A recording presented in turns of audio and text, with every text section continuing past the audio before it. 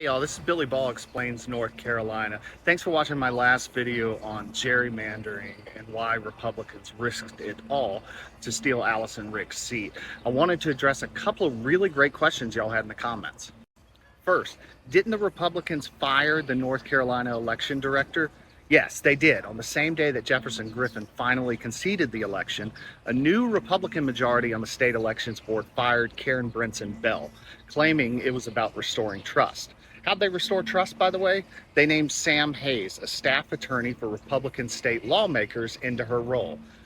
Mission accomplished. On opposite day, Bell, by the way, won a national award recently for state election workers' efforts to help people vote out west after Helene. Bell is such a liberal who can't be trusted. You can tell by the way she and her team work their tails off to make voting easier in an area of the state that generally votes for Republicans.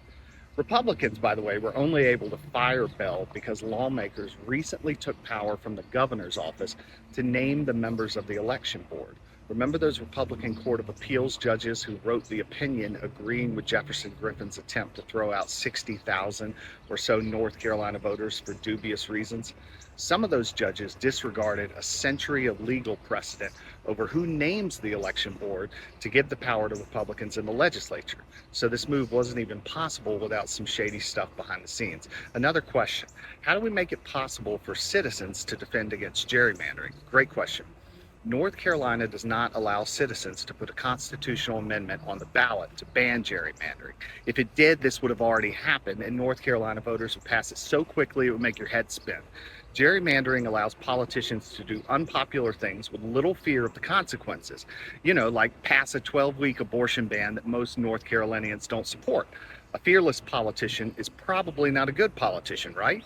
So because we can't put constitutional amendments directly on the ballot, we have to support political candidates who are clear on the point that gerrymandering is bad, or who have a track record of working against anti-democratic stuff, like Allison Riggs and North Carolina Supreme Court Justice Anita Earls. She's a longtime voting rights attorney who will be up for re-election to the North Carolina Supreme Court in 2026. Lastly, why can't the system just be fair? I wanted to address this. The system is what we make it.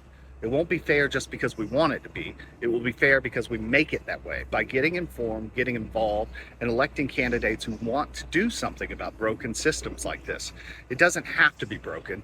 The system needs people who will get off the sidelines and get active. And that's not just commenting on TikTok or wherever. It's finding organizations like Common Cause NC, Democracy NC, the Southern Coalition for Social Justice, and asking how you can help. Thanks for watching, y'all. If you like this, I write a free award-winning newsletter for Cardinal and Pine. You can sign up for it at the link in our bio or at the link in the comments section.